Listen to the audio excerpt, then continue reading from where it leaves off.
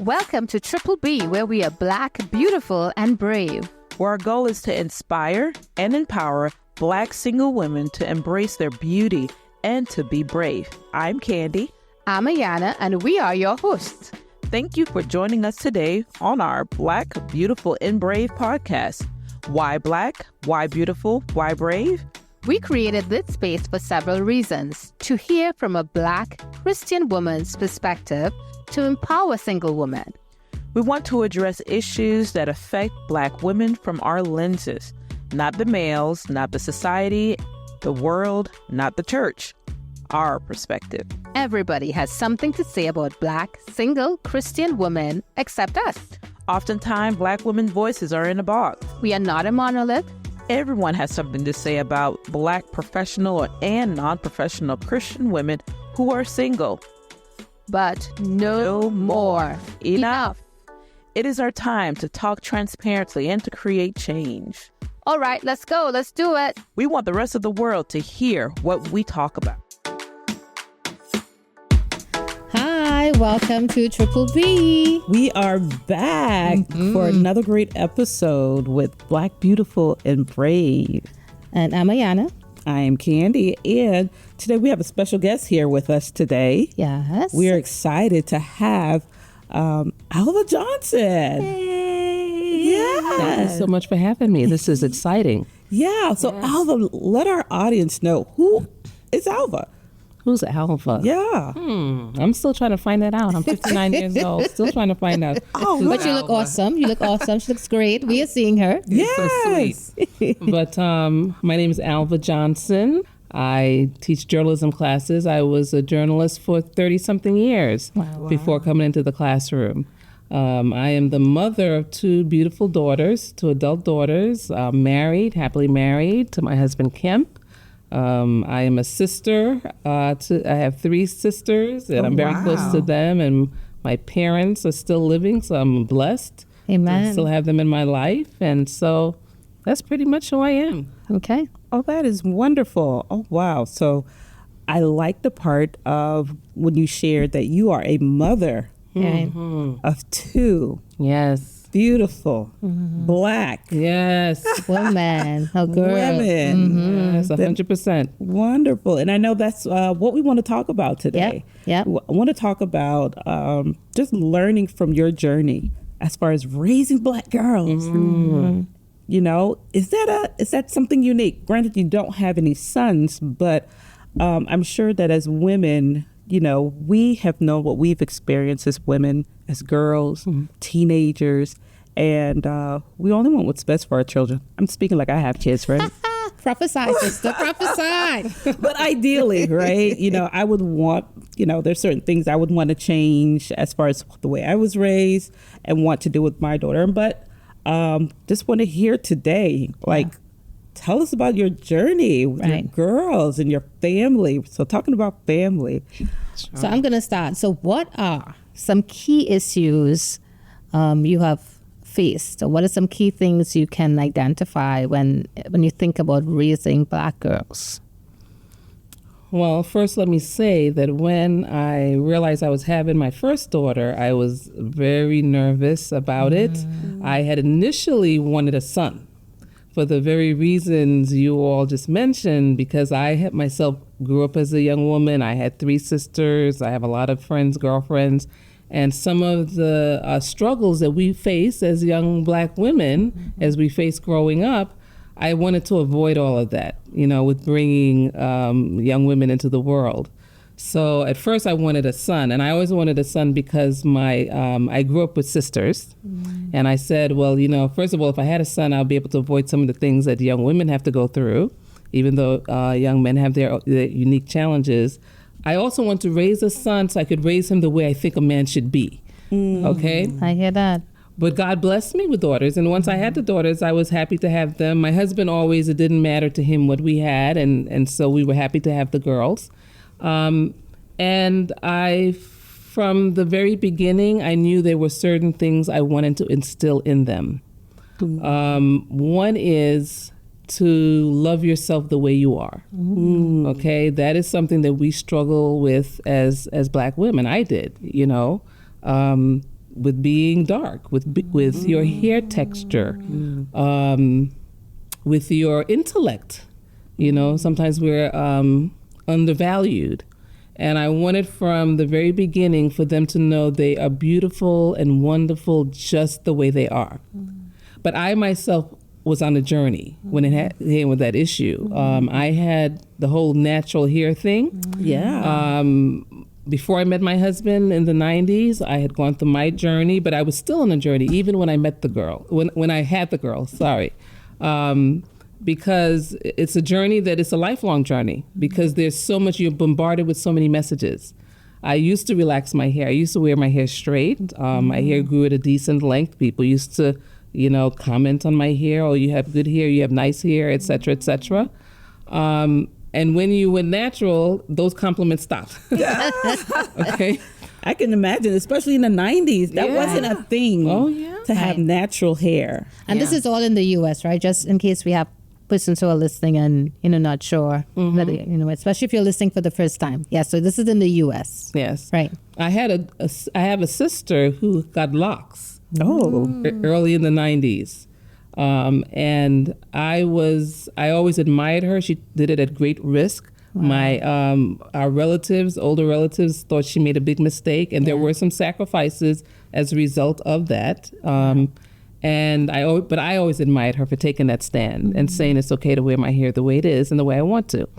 And so I went through that journey. I was working in a newsroom, and there was a woman, and she had a beautiful afro. And I kept on saying, why am I straightening my hair? Why do I have to do this? And so she was a role model for me. And so one day I did it. I remember I was going from the perm to the natural, and I cut my hair, and it was like spikes. Right, still. I want to say the spiky look. Yes. And I walked into the newsroom, and this white man said, "Oh, you look like you've been electrocuted." Oh, mercy. Wow. Okay. So I've been through all the stages. So by the time I had the girls, I decided that I didn't want to raise them with their natural hair. That was one way that I could communicate to them that they were okay the way they were. But I also at times felt, you know, that maybe I should personally, because sometimes I didn't always feel as beautiful as I wanted, maybe I should straighten my hair. Maybe I should straighten my hair. So you had your hair natural I had my hair after they were born. I had my hair natural all through from, you know, before I had met my husband, all through the wedding, all through the girls being raised. There was a period later on when they were teenagers and preteens, and all of us went and just had our hair like flat iron? Flat iron. Yeah, we had our hair flat iron for a period. Right. But for the most part, it was always natural. We wore the twist. We wore the they wore twists, and I just wore my hair short, or sometimes I had twists as well. Yeah. Now, I know we mentioned that this was happening in the United States, but where were you? Because I think that, you know, society accepting, right, Good you know, the question. natural hair, right, depending on what region that you're in, you know. So what community or where in the U.S. were you living when you and your girls actually made this conscious decision to wear your hair the way you Well, did? the girls didn't have a choice. Well, I mean, they could complain. Yeah. But it seemed like you raised them to embrace and to accept. I did. We were in Omaha, Nebraska. That's where the girls were born. So it was not usual or common for women in that area and at that time to be natural. Yeah. So that was where they were raised. That's where we started out. Then we ended up in South Florida, which was more diverse. Right. They were more in a Caribbean community. That's a different environment, Nebraska to South Florida, yes, where you probably would, the girls would interact with others who are on that same journey, rather by their choice or not by, you know, choice, depending on your parents. But I'm just going to ask, did you see a difference in the communities in terms of acceptance, Nebraska versus Florida, or was it more or less the same? It was a little bit more support and I think accepting when we were in South Florida. Although when we were in Nebraska, we didn't get a lot of negative feedback necessarily. It was just uncommon. Okay. But I would say that when you are even in a black community, a lot of the young black women their age were wearing the weaves. Okay? So there was a point, especially my older daughter, when you could see she kind of wanted the long hair. And I remember the first thing that we did was we went to a salon, and when they were doing the twist, they started doing like a blowout, and then they would twist. Okay. So the twists were longer, and you could see she just walked around with just a little bit more confidence, and she would just swing it. She and I joke about that to this day. But she never really made a big deal about it. There was a period of time when, especially her, she did, want more of a weave or some kind of straight hair. Yeah. But not to the point that it became a big deal. And that's just the grace of God. Yeah. Amen. Because I thought it was going to be a huge deal, and and I would have to be fighting them the whole time trying to keep them natural. Okay. It really didn't become a big deal in our home. Do you think it could be because you were an example to them, and they probably looked up to you? Seeing my mother looks this way and she's beautiful. Right. So though the temptations may be on TV or even at school, but then I look back to my mom, right? Or those who are around me, older people who are around me, who are pouring a positive message about how I look. Because, a lot of girls don't get that, right? In that type of environment. And you just hear your elders saying, why does your hair look like this? And in your own family, right? And that happens. My girls have locks now, and sometimes the grandmothers are just like, okay, what's going on? But no, I do think that as the mother, that had a big impact on them. Yeah. And we talked about it a lot, and why I did what I did and why I thought it was important. And as I said, I was tempted many times to go in another direction, right? Because I myself struggled with it. But I kept saying, no, I can't, for the girls. Right. I can't go back for the girls. Wow. And let me just say, there is a beautiful wedding picture of Alva and Kemp. And Alva has a fro on her wedding day. Okay, that's a big statement, right? It was. And I was nervous about that as well. I was nervous about that as well. But God is good. I love my wedding pictures. I wasn't sure how my wedding pictures were going to come out. They came out great. Yeah, thank you. So I know you mentioned some of the issues you talked about instilling in black girls is love for yourself, right? Just the way you are. Talking about your intellectual abilities and not, being undervalued, and then the natural hair journey and accepting your hair. What other issues have you seen? And I know there are many in raising black girls, because we haven't even gotten to the male part yet. Okay. Do you want to get to that now, or do you want me to? I do want to touch on the intellect aspect. Yes. I felt it was important to focus on their intellect more than beauty, because I think that in this society, there is a false narrative that our greatest asset as women has to do with body parts and how we look. Right. But I tell this to my students as well. Your greatest asset is your brain. Is your mind, your ability to think and to reason.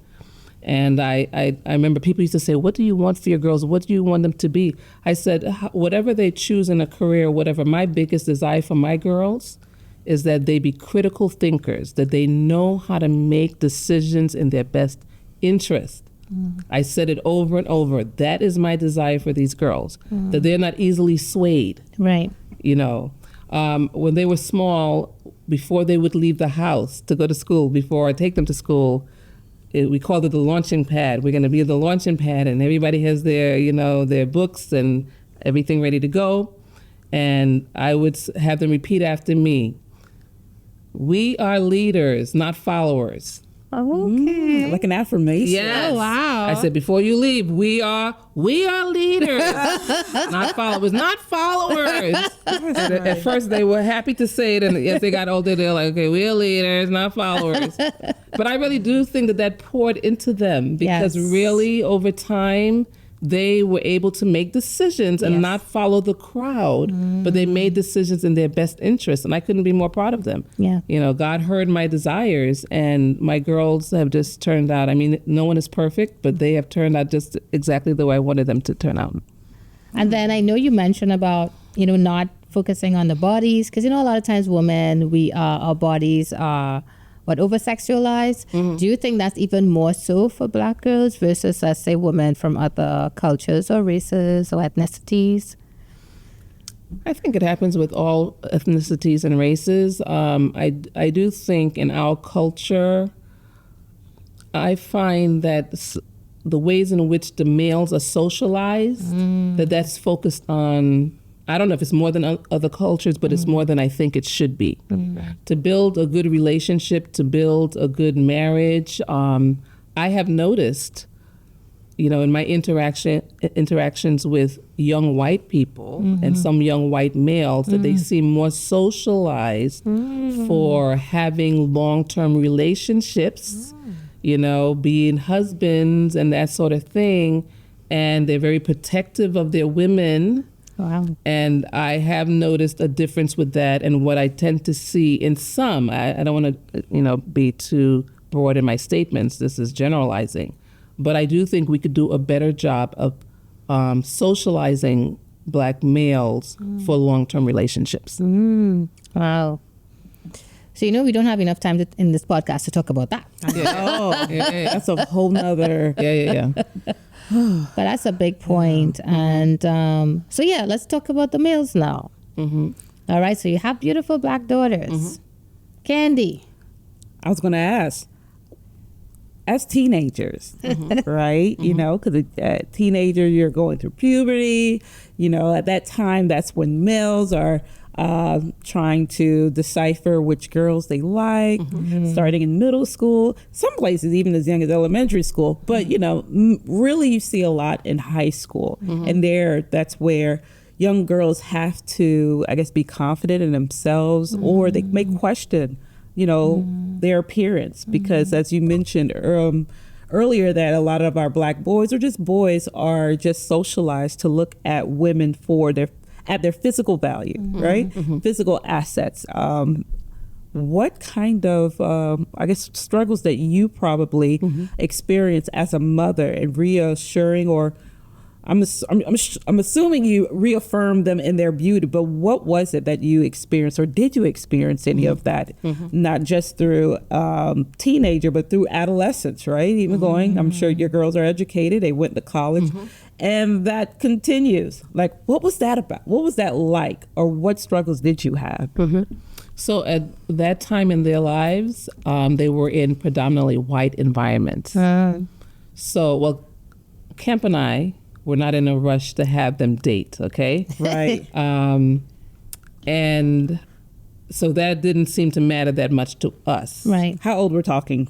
We're talking high school. Okay. Okay.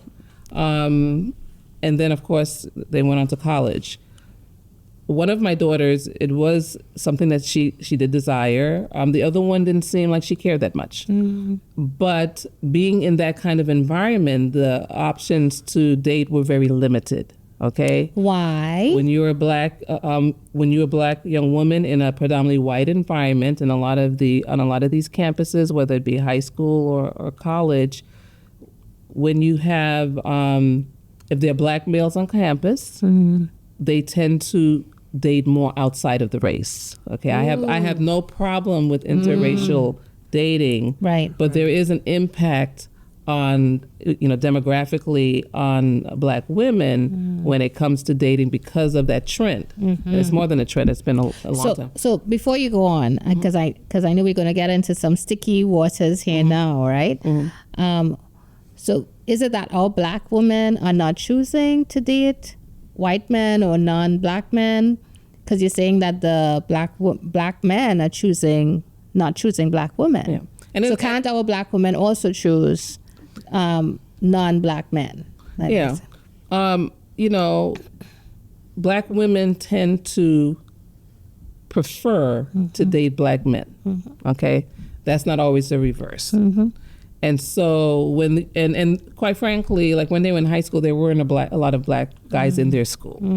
And so, and then they're not looking to date white guys. And I don't think at that time, where they were, I don't think the white guys were looking to date black girls. So that did limit them in dating. And the same thing happened in college, okay? So we focused and they focused more. I just focused on developing my girls to be, and when I say me and my husband, we focused on having them develop in other ways that I think were more important. Yeah. My girls were always taking music lessons. They played sports. They always were involved in activities that I think helped to build them as individuals. And we just didn't make that. I've never sent a message to them, or I've tried not to, that it really mattered to me that they had to be dating. Right. But they go through their periods where they realize that, they desire, just like any woman would desire to be dating. Right. It was a desire, but we just helped them through that period. Yeah. So what did that look like? So I know you mentioned it. I know I'm taking you back, and probably into some little more raw emotions. Like, what did that look like? Because I'm sure there would be days they'd come home and they're like, why? Why is no one asking me to the banquet? Or why haven't I gone on a date yet? My hair needs to be longer. If I were lighter, right? Because I know personally these are some things, because I have a teenage daughter and these issues come up all the time. So tell me what that was like for you, because I'm sure you faced some of that with some of the things that they said as well. Sure. I just, one of the things about being a mother, one of the most difficult parts of it is that you only have so much control because you can't control society. Right. And I was always very emotionally attached. To this day, I'm very emotionally attached to my girls. If there's any emotional turmoil, I feel it as if I'm going through it myself. Right. And as you remember when I told you at the very beginning, that's what I was trying to avoid.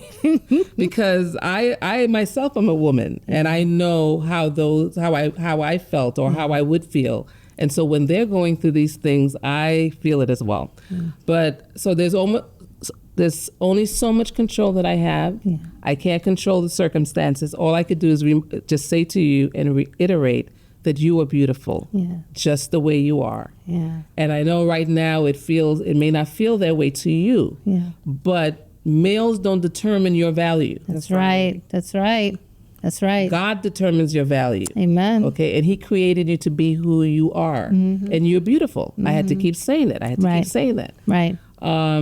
But I realize that we live in a society that there's so many other messages that they get. Right. So it's always an uphill battle trying to reiterate, you are fine just the way you are. They do not determine your value. Right. But we are raised to believe that men determine our value. Yes. Our value. And that's something I have to fight against all the time. Yeah. Yeah. Yeah. So Ayanna, for yourself, because you did mention that you're also a single mother. Yes. Raising, at this present time, a teenager. Yes, a 17-year-old to be exact. Right. And so are you experiencing those same struggles?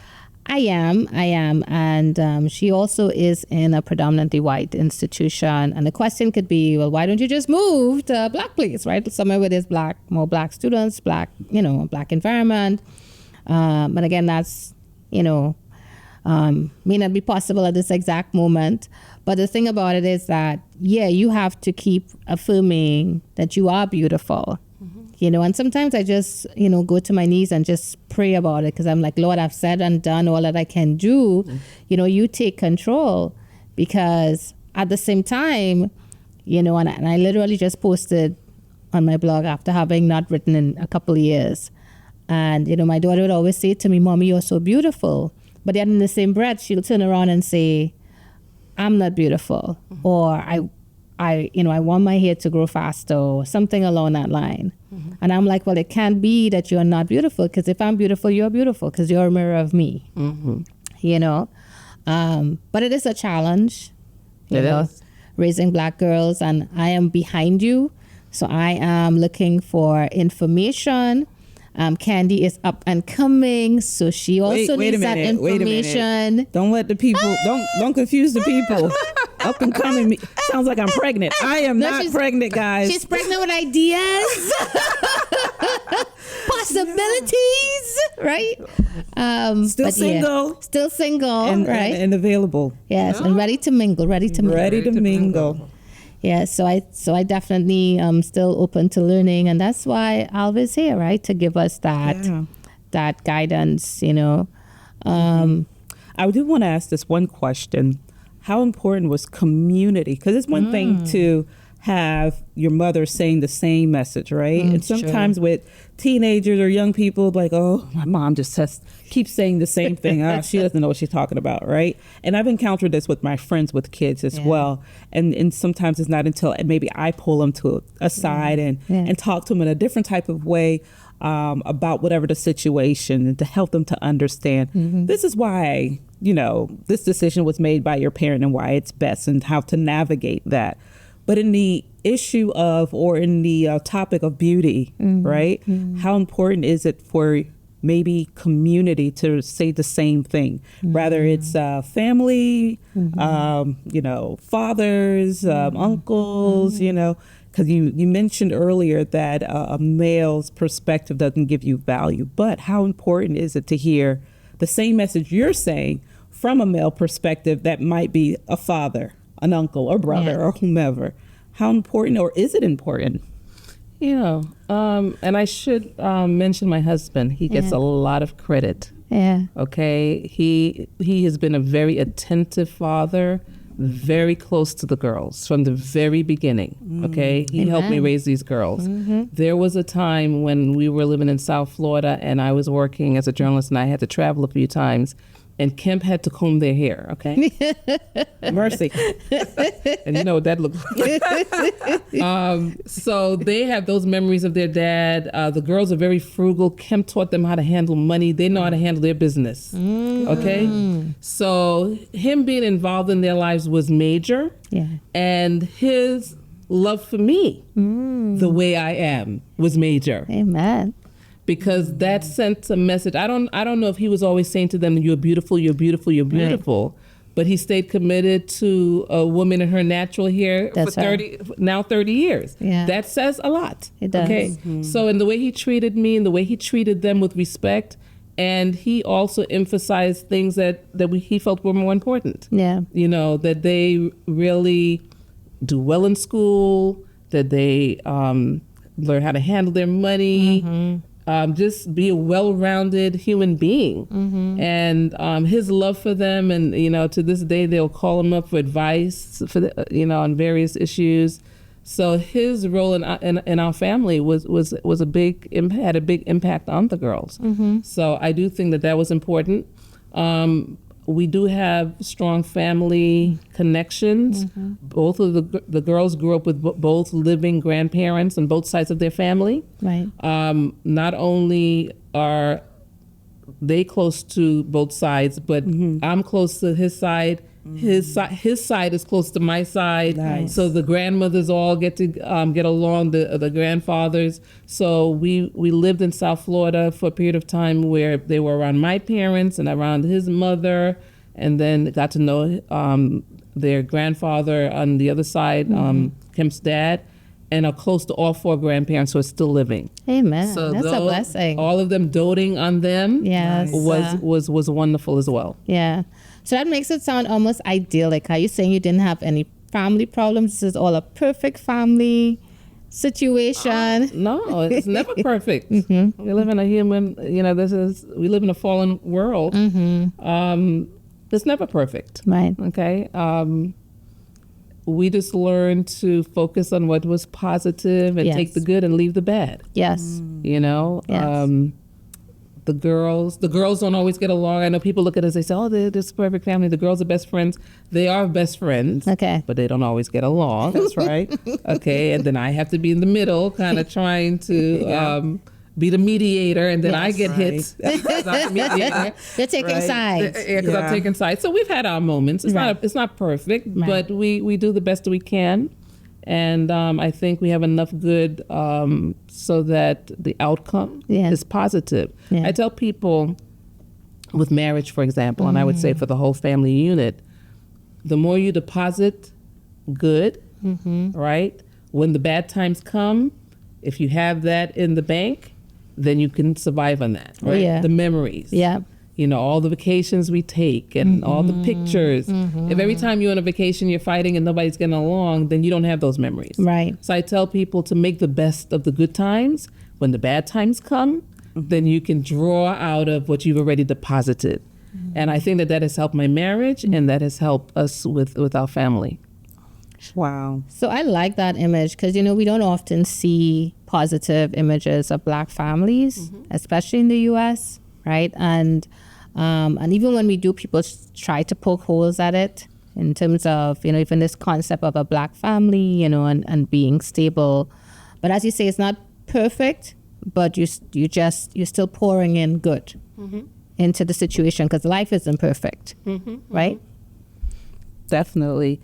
And so I love how you share, being intentional in creating good memories. Yeah. Yeah. Positive memories, so that you can draw from them when those difficult times come, right? And so do you recall any difficult times Oh my goodness. that you are willing to share more so with your boy. girls, right? So I also think about, even for myself, I was a girl once and Still a girl. okay, thank you. And thinking about the relationship I had with my mother, right? I remember teenage years. Those could be some, trying times where I thought you were my friend. You're my enemy, As You a told your teenager. mom that? No, I said that in my mind. I would never say that out loud, but in my mind, like, who are you? Granted, my mom is probably thinking the same thing about me, right? What was that like navigating? Oh, yes. Well, you all have met my daughters. We have. They can be sassy. Yes, Yeah. they can. They express themselves, and I think that has been positive in some ways, but Yeah. it's sometimes, it's not as positive, Yeah. right? So they state their mind. We raise them that way so that they are comfortable telling us how they feel. Now, there are boundaries, there are limits. Yeah. But I do remember, especially with the younger one, we went through a period of time when her sister came to college, and it was just me and her and her dad at the house. And we, for like a year, just were at each other's throats constantly. I felt like, who is this person? Right, right. And it was in her teenage years. She was like a junior in high school, I think. And that was kind of tough. Wow. And I had to put her in her place many times and let her know who's the mom. Right. That sort of thing.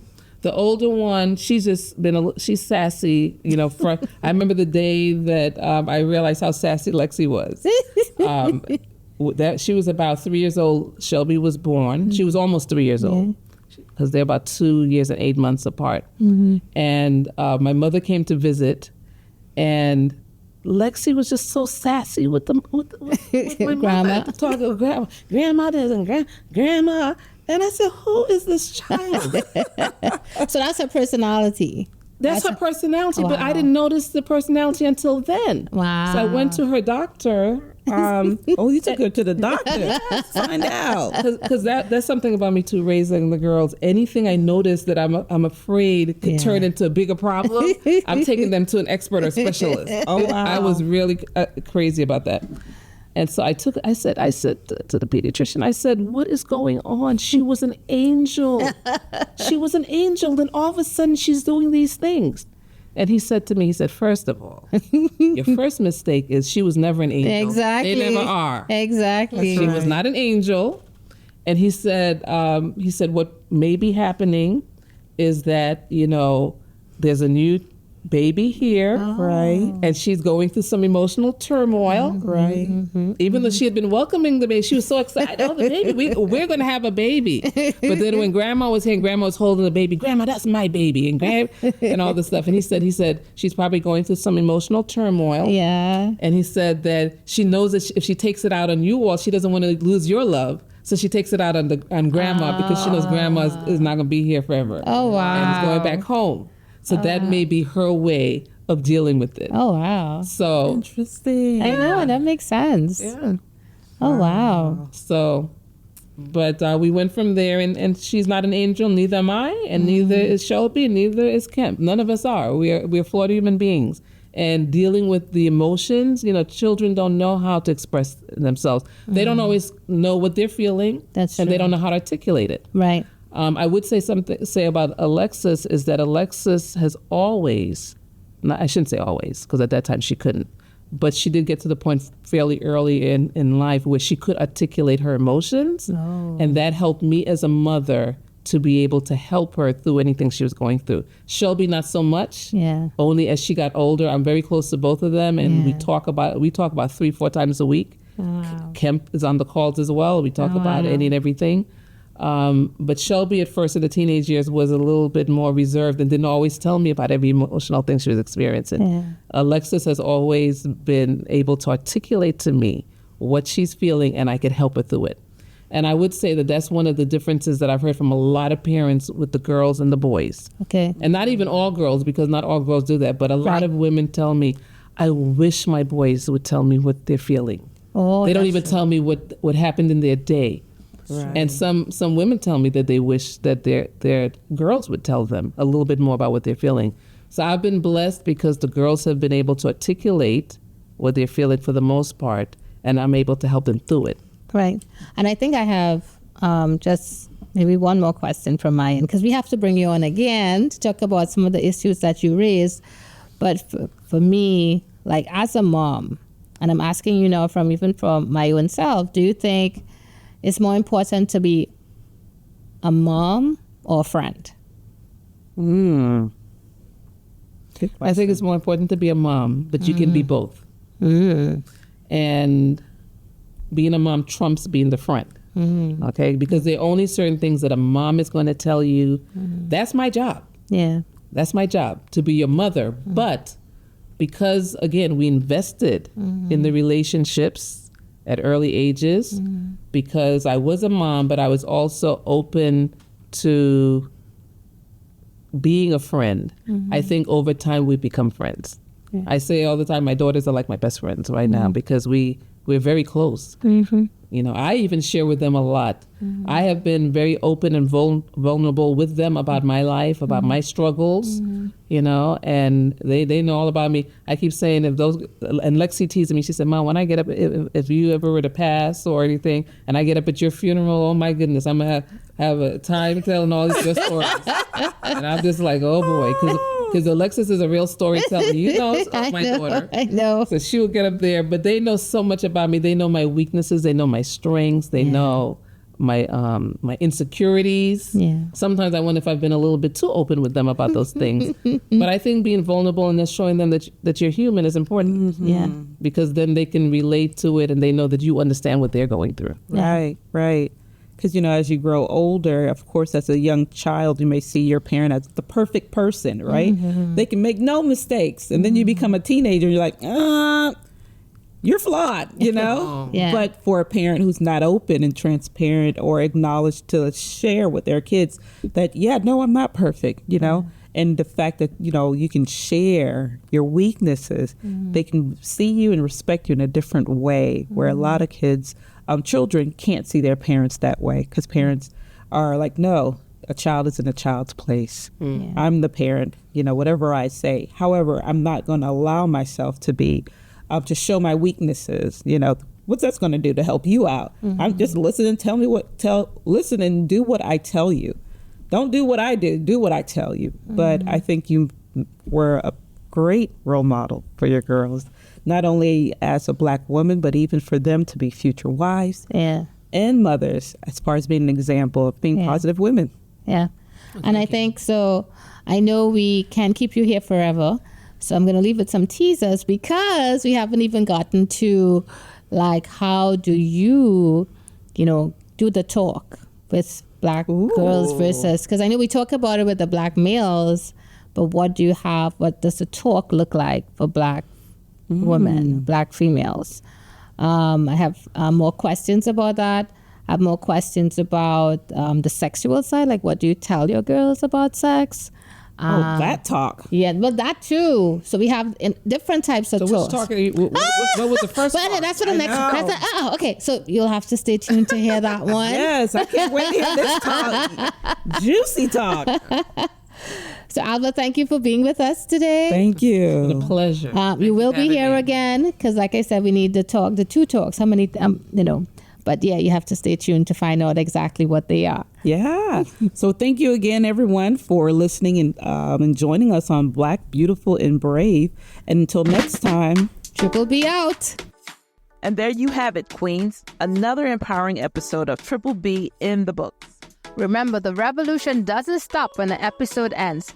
Keep spreading that Black, beautiful, and brave energy wherever you go. Stay connected with us on social media. And don't forget to share this podcast with your fellow queens who need a dose of empowerment. Until next time, keep shining, keep slaying, and keep being unapologetically you. That's right. Stay fierce, stay fabulous, and remember, your voice is your power. Use it to change the world. Peace, love, and empowerment, queens. Catch you on the flip side.